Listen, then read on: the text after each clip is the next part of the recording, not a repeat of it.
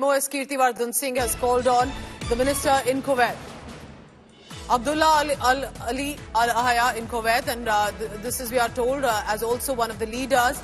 Yahya has conveyed his condolences on the tragic incident. This, remember, is also very significant because this is also speaking to the counterpart.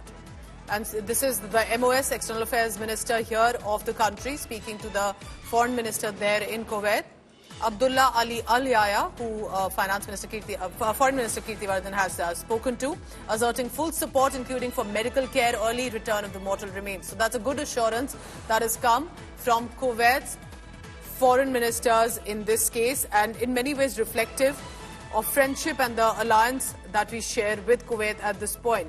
This is, remember, our Minister of State, External Affairs Minister, who has spoken to his counterpart in Kuwait and has been assured of full support, including for medical care and early return of the mortal remains, and of course also the investigation in the incident. We are looking at the confirmed identities of the dead.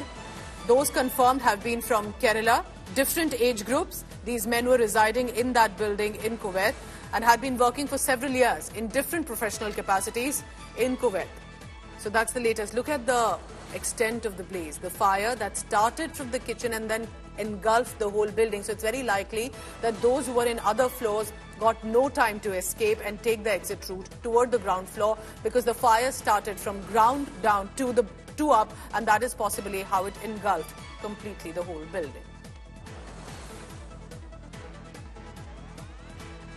So that's the latest we have. We'll try and get you more updates on that. But the foreign minister counterpart have spoken to each other, and India has been assured of full support of medical care.